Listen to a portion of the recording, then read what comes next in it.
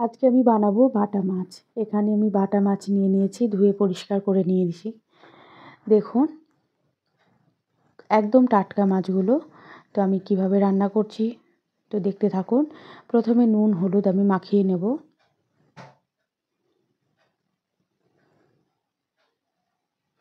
নুন আর হলুদটা দিয়ে দিলাম। এবার নুন ছড়িয়ে দিচ্ছি।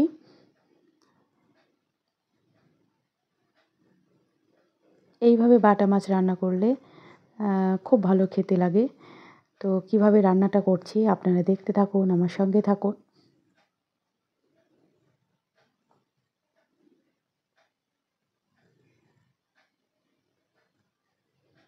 তো নুন হলুদ মাখানো হয়ে গেছে। এবার একটা কড়াই বসিয়ে দিলাম। কড়াই গরম হয়ে গেছে। এরপর আমি তেল দিয়ে দিলাম। তেলটা খুব ভালো মতো গরম করে নিতে হবে। খুব ভালো মতো গরম করে নিয়ে তারপরে মাছ দিলে লেগে যায় না আর কি। তো এখানে আমি মাছ দিয়ে দিলাম। মাছগুলো এবার ভেজে নেব।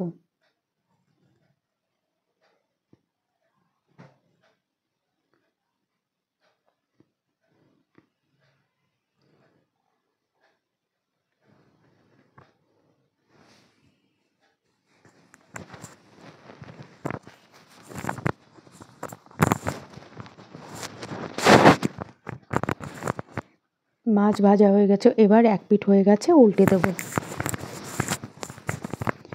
লাল লাল করে মাছগুলো ভেজে নিয়েছি। আমরা একটু কড়া করে ভাজি। যে যেরকম খাবে সে সেরকমভাবে ভেজে নেবে। দেখুন সুন্দর ভাজা হয়ে গেছে।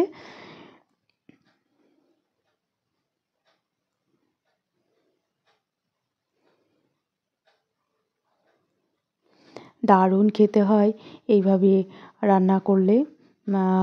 ধনেপাতা টমেটো দিয়ে আর কি রান্নাটা করব। যদি ভালো লাগে আমার রান্নাটা তাহলে অবশ্যই শেয়ার করে দেবেন। তো এবারে আমি ফোড়নে দিয়ে দেব কালো জিরে। খুব সাধারণ রান্না, বাট অসাধারণ খেতে হয় এই বাটা মাছের এই রেসিপিটা। তো এই নতুন আলু আমি এখানে ব্যবহার করেছি। নতুন আলু একটা নিয়ে নিয়েছি, যেহেতু দুজনের রান্নাটা করছি ওই জন্য। তো এই আলুটা লাল লাল করে ভেজে নেব।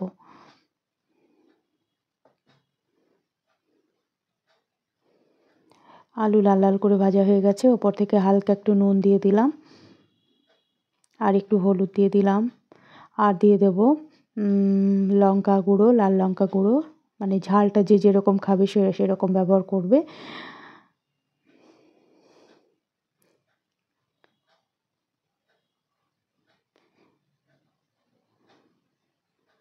এবারে দিয়ে দেবো একটা পেঁয়াজ কুচি। আপনারা চাইলে দিতে পারেন, আবার নাও দিতে পারেন।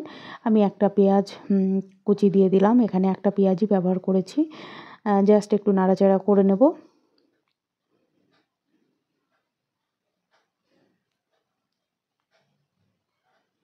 এরপরে আমি এখানে ব্যবহার করব আদা জিরে বাটা। আমি একসঙ্গে বেটে রেখেছি। সেটা আমি দু চামচ, বড় চামচে 2 চামচ আমি দিয়ে দিলাম। দেওয়ার পর আবারও আমি নাড়িয়ে নিচ্ছি।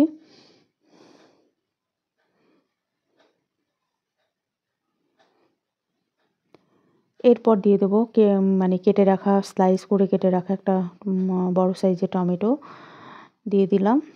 দিয়ে এরপর একটু নাড়িয়ে নিয়ে এবারে আমি আলুটা সেদ্ধ হওয়ার জন্য পরিমাণ মতো গরম জল দিয়ে দিলাম। আপনারা কিন্তু গরম জলটাই ব্যবহার করবেন। রান্নায় গরম জল ব্যবহার করলে কিন্তু ভালো আর কি। তো এখানে ওপর থেকে 4টে কাঁচা লঙ্কা দিয়ে দিলাম। দেওয়ার পর আমি 5-7 মিনিটের জন্য ঢাকা দিয়ে দেবো।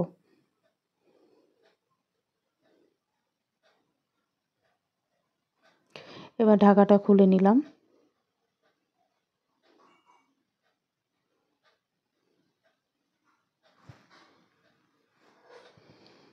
আলুটা সেদ্ধ হয়ে গেছে।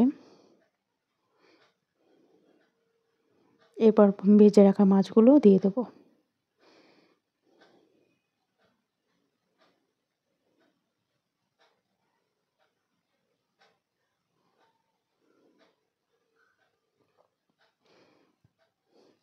এরপর ওপর থেকে কিছুটা ধনেপাতা ছড়িয়ে দেব।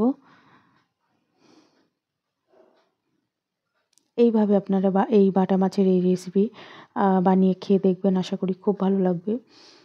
তো এরপর আমি 2 মিনিটের জন্য আবারও ঢাকা দিয়ে দেব আঁচ কমিয়ে।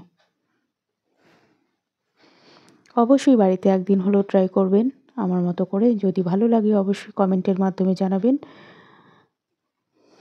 2 মিনিট হয়ে গেছে, এবার ঢাকাটা খুলে নিচ্ছি। একদম রান্না রেডি।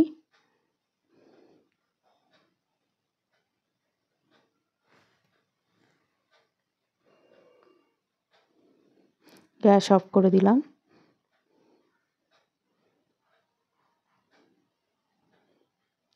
এবার একটা পাত্রে ঢেলে নেব।